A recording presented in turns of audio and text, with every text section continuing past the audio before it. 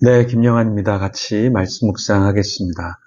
오늘날 목회자들이 구약의 대제사장, 그리고 레위 자손들이 하는 일을 하고 있습니다. 구약의 레위 자손들은 특별히 구별되어 섬겼는데요. 그렇게 섬겼지만 섬기다가 죽기도 했습니다.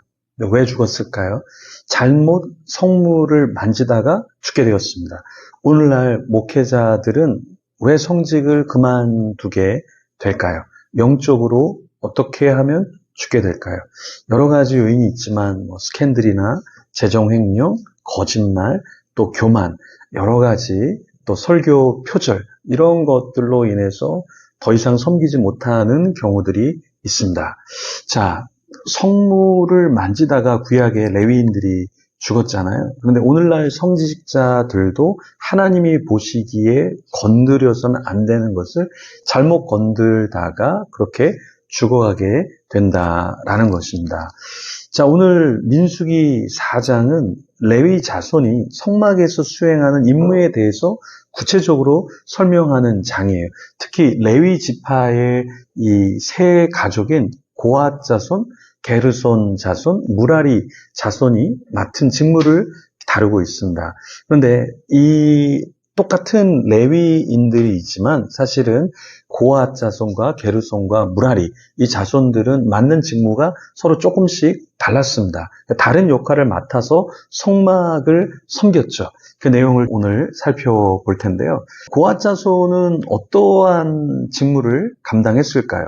고앗 자손은 성소의 가장 거룩한 물건, 언약궤, 진설병, 상, 또 등잔대, 분향단, 번제단 이런 것을 맡아서 책임감을 가지고 섬겼습니다. 자, 그러면 이 언약궤, 진설병상, 등잔대, 분향단, 번제단 이런 것들이 이제 구약의 이스라엘은 굉장히 익숙한데 우리에게는 조금 익숙하지 않잖아요. 이걸 좀 설명을 드리면 이렇습니다. 언약궤라는 것은 무엇이냐? 성막의 가장 중요한 성구로 하나님과 이스라엘 사이의 언약을 담고 있는 상자죠. 그러니까 일반적으로 금으로 덮여 있습니다. 속죄소라고 불리는 뚜껑이 있고요. 이 뚜껑 위에는 두 그룹의 천사 조각상이 있습니다. 이것들은 하나님께서 임재하시는 장소를 상징하는 거죠. 진설병 상은 무엇이냐면 성막 안에 있는 상으로 매주 12개의 진설병, 떡이죠. 떡을 놓아두는 곳입니다. 이 떡은 매주 교체되고 이것은 하나님의 임재를 상징합니다. 등잔대는 무엇입니까? 등잔대는 성막 안의 성소에 위치해서 7개의 등불이 켜져 있는 것. 이것이 등잔대이죠. 이 등불은 매일 저녁에 등 위로 채워지고 불이 계속해서 켜져 있게 했죠. 등잔대는 하나님의 빛을 상징합니다. 하나님께서 그분의 백성에게 지혜와 인도를 제공하신다. 이런 의미를 담고 있습니다. 분향단이라는 것은 무엇일까요? 분향단은 성소에 위치한 단인데 매일 아침과 저녁에 향을 피우는 곳이에요. 그래서 이 향은 기도를 상징하죠. 하나님께 드리는 경배와 찬양을 의미합니다. 번제단은 우리가 잘 알듯이 성막 바깥뜰에 위치해 있어서 제물을 태우는 단이죠.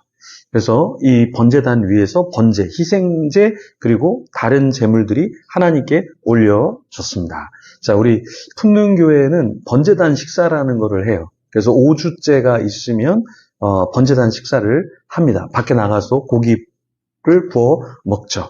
그렇죠? 그래서 이제 5주가 있는 달은 굉장히 행복한 달입니다. 그죠? 이번 주 말고 그 다음 주가 5주째가 되는데 번제단 식사를 또 나가서 같이 고기를 먹는 시간을 갖도록 하겠습니다. 그래서 다른 주에는 빠져도 되지만 이 마지막 주에 빠지면 큰 희생을 각오해야 되는 것이죠. 자, 고앗 자손에 대한 직무를 우리가 알아봤다면 이제는 게르손 자손에 대해서 좀 알아보면 게르손 자손은 성막의 휘장, 덮개, 그리고 휘장의 문 이런 것들을 담당하는 역할을 했죠. 자, 그리고 무라리 자손은 성막의 기둥, 그리고 띠, 받침대 이런 구조물을 운반하는 역할을 맡았습니다. 이렇게 성경에서 오늘 본문에 보면은 이 레위 자손 중에서 고핫과 게르손, 무라리 이 사람들이 무엇을 맡았는가 이것을 우리가 한번 살펴봤는데요. 민수기 4장은 성막의 이동을 체계적으로 이루어지게 하기 위해서 각 가족, 각 지파, 이런 레위, 특별히 레위 지파의 각 사람들이 어떤 역할을 가지고 섬겼는지를 우리에게 보여주고 있습니다. 이는 공동체가 하나님의 임재를 존중하고 성막을 거룩하게 관리하고 잘못된 방법으로 다루지 않기 위한 규정이에요. 이런 규정이 있었다라는 건 뭐예요? 그만큼 하나님을 경외함으로 섬기는 자도 하나님을 경외함으로 섬겨야 한다라는 것을 담고 있죠. 오늘날 우리가 예배를 드릴 때 어떻게 예배를 드립니까?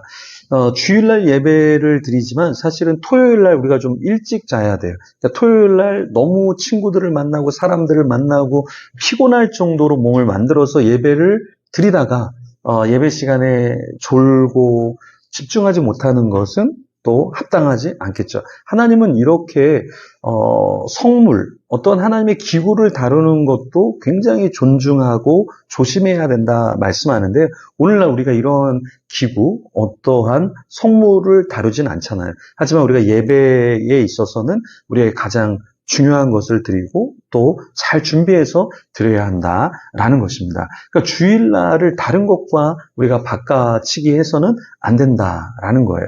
그래서 오늘 민수기의 내용을 보면 사실은 거룩 그리고 경외에 대한 내용을 사실은 다루고 있습니다.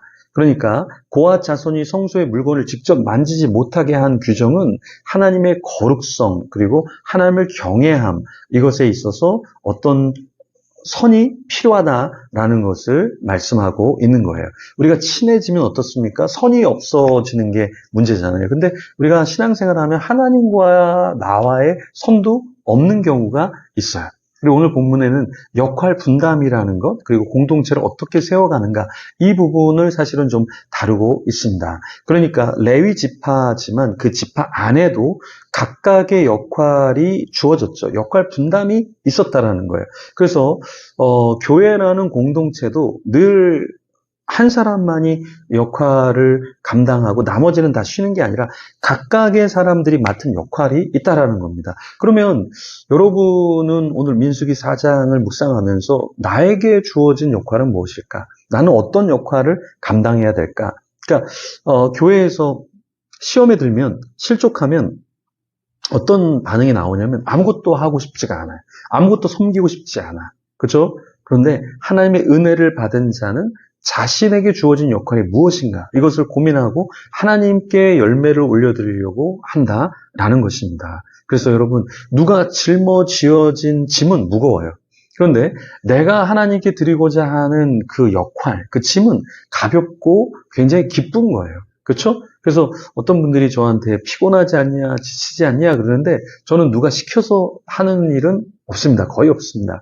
제가 그냥 좋아서 하는 일이기 때문에 그렇게 힘들지 않아요. 그러니까 여러분도 하나님이 무엇을 원하시는가? 예배를 원하시는가? 말씀 묵상을 원하시는가? 찬양을 원하시는가? 기도를 원하시는가? 전도를 원하시는가? 내가 섬김을 하나님이 원하시는가?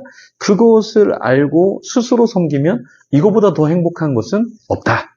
그래서 여러분 정말 행복한 신앙생활을 하고 계십니까? 주님이 부르신 그 자리에서 담대함으로 경외함으로 주님 앞에서 사람들을 보지 말고 흔들리지 말고 여러분들이 원하는 그 예배의 삶, 섬김의 삶, 선교의 삶, 그 삶을 살아가기를 소망합니다. 오늘도 기도하면서 하루를 시작하겠습니다. 우리 같이 기도하겠습니다.